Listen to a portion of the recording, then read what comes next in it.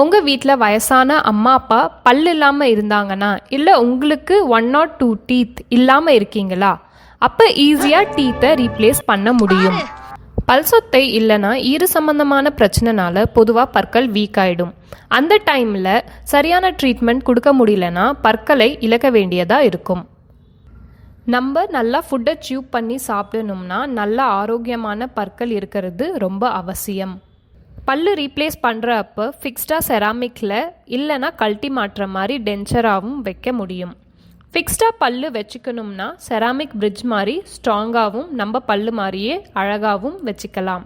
இல்லைனா இம்ப்ளான்ட் மூலியமாக நம்ம பற்களை ஃபிக்ஸ்டாக ரீப்ளேஸ் பண்ணிக்கலாம். சில ஹெல்த் இஷ்யூஸ்னால இம்ப்ளான்ட்டும் ஃபிக்ஸ்டாக பல்லு வைக்க முடியாமல் இருக்கிற அப்போ கழட்டி மாற்ற மாதிரி டென்ச்சர் பல் செட்டை ரொம்ப ஈஸியாகவும் கம்ஃபர்டபுளாகவும் வச்சுக்கலாம். ஆர்டிஃபிஷியல் பல் வச்சுருக்காங்கன்னு மற்றவங்க கண்டுபிடிக்காத மாதிரி நல்ல குவாலிட்டியாகவும் அண்ட் லாங் லைஃப் வர மாதிரியும் நம்ம டாக்டர் எஸ் ஜெயகார்த்திக் சக்தி டென்டல் ஹாஸ்பிட்டல் வடவழியில் ரீப்ளேஸ் பண்ணி கொடுப்பாரு.